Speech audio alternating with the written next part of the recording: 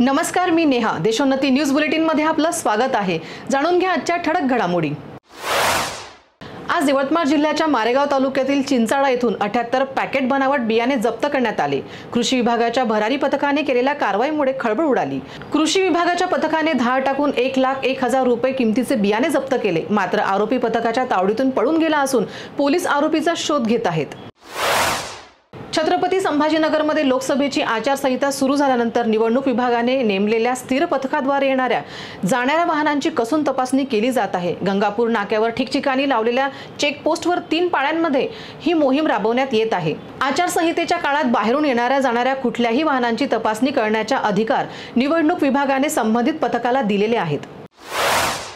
सांगलीच्या वडवा तालुक्यात आज सकाळपासूनच उन्हाचा पारा 40च्या वर गेलेला असताना दुपारपासून विजेच्या कडकडाटासह 20 मिनिटे अवकाळी पाऊस झाला. त्यासह झालेल्या गारपिटीमुळे या परिसरातील आंब्याचे भाजीपाला पिकाचे नुकसान झाले. या परिसरातील विहिरी कूपनलिका यांनी तळ गाठला होता.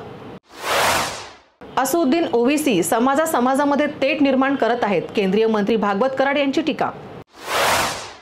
खानदेशात अक्षय तृतीयेला मातीच्या घागरीचा मान, तर प्रत्येकाच्या घरी पुजली जाते घागर. निवडणूक आयोगाच्या उपक्रमांतर्गत नवी मुंबईत आज ज्येष्ठ नागरिकांनी घरीच बजावला मतदानाचा अधिकार.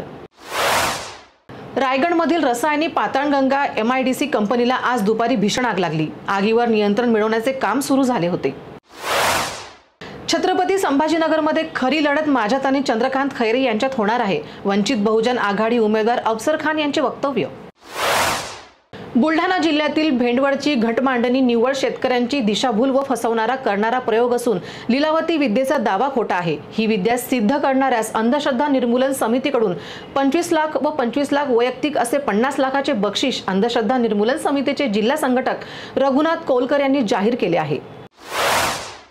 कोणत्याही प्रलोभनाला बळी न पडता प्रत्येकाने मतदानाचा हक्क बजावला पाहिजे. काँग्रेस पक्षाचे ज्येष्ठ नेते भालचंद्र मुणगेकर यांचे मतदारांना आव्हान. गाझा पट्टीमध्ये इस्रायल आणि हमास यांच्यातील युद्ध ऑक्टोबर 2023 मध्ये सुरू झाले. त्यामध्ये आतापर्यंत मोठे नुकसान झाले आहे. अनेकांना आपले प्राण गमवावे लागले असून अनेकांना घरे सोडावी लागली आहेत. आता अमेरिकेचे राष्ट्राध्यक्ष जो बायडेन यांनी अमेरिकेने इस्रायलला पुरविलेल्या बॉम्बशस्त्रामुळे गाझामध्ये निष्पाप पॅलेस्टिनी मारले गेल्याची कबुली दिली. दिल्ली दारू धोरण घोटाळ्याशी संबंधित मनी लॉन्ड्रिंग प्रकरणात मुख्यमंत्री अरविंद केजरीवाल यांना अंतरिम जामीन मंजूर करण्याच्या मुद्द्यावर सर्वोच्च न्यायालयाने आपला निर्णय दिला आहे. केजरीवाल यांना 1 जूनपर्यंत जामीन मंजूर करण्यात आला आहे. यासोबतच सर्वोच्च न्यायालयाने दिल्लीचे मुख्यमंत्री अरविंद केजरीवाल यांना 2 जून रोजी आत्मसमर्पण करण्यास सांगितले. न्यायमूर्ती खन्ना यांनी त्यांना जामीन मंजूर करण्याचा निर्णय दिला. सुवर्ण कर्जधारकांना 20,000 रुपयांपेक्षा जास्त रोख रक्कम देऊ नका. सोनेतारक कर्ज घेणाऱ्यांना मोठा झटका. RBIने घेतला मोठा निर्णय. NBFCला दिले कडक निर्देश. लोकसभा 2024 निवडणुकीसाठी मतदानाचे पहिले 3 टप्पे संपले आहेत आणि आता राजकीय पक्ष चौथ्या टप्प्यासाठी जोरदार तयारी करत आहे. त्यानंतर राहुल गांधींनी उत्तर प्रदेशातील कन्नौजमध्ये अखिलेश यादव यांना सभेला संबोधित करताना भाजप आणि पंतप्रधान मोदींवर हल्लाबोल केला. राहुल गांधी म्हणाले की लिहून घ्या, उत्तर प्रदेशात इंडिया आघाडीचे वादळ येत आहेत.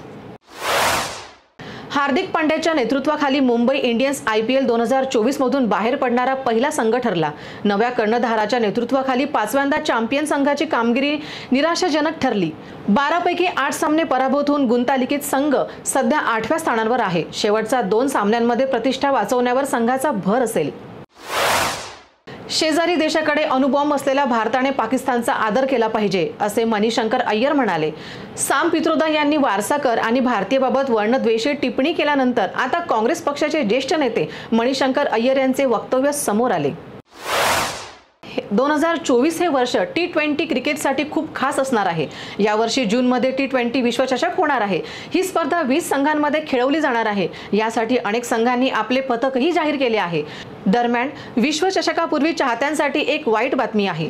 T20 क्रिकेटमधील सर्वात धोकादायक फलंदाजांपैकी एक असलेल्या कॉलिन मुनरोने आंतरराष्ट्रीय क्रिकेटमधून निवृत्ती जाहीर केली आहे. आगामी स्पर्धेसाठी न्यूझीलंड संघात निवड न झाल्याने त्याने हा निर्णय घेतला आहे. मुनरोने 2020 पासून न्यूझीलंडसाठी एकही आंतरराष्ट्रीय सामना खेळलेला नाही. लखनौ सुपर जॉयंट्स IPL 2024च्या हंगामात डळमळीत दिसत आहे। बुधवारी सनराइज हैदराबाद विरुद्ध लखनौ सुपर जॉयंट्सच्या पराभवानंतर KL राहुलच्या कर्णधार पदावर सातत्याने प्रश्नचिन्ह उपस्थित केले जात आहे। या मानहानीकारक पराभवानंतर KL राहुल आता कर्णधार पदावरून पायउतार होणार असल्याचा दावा काही रिपोर्ट्समध्ये करण्यात आला आहे। निकोलस पुरनकडे अन्य सामन्यांसाठी कर्णधारपद सोपवले जाऊ शकते। चीनसारख्या देशांना मागे टाकत $100 अब्ज रेमिटन्स प्राप्त करणारा भारत जगातील पहिला देश ठरला। परदेशातून मायदेशी पैसे पाठवण्यात भारतीयांनी नवा विक्रम केला आहे।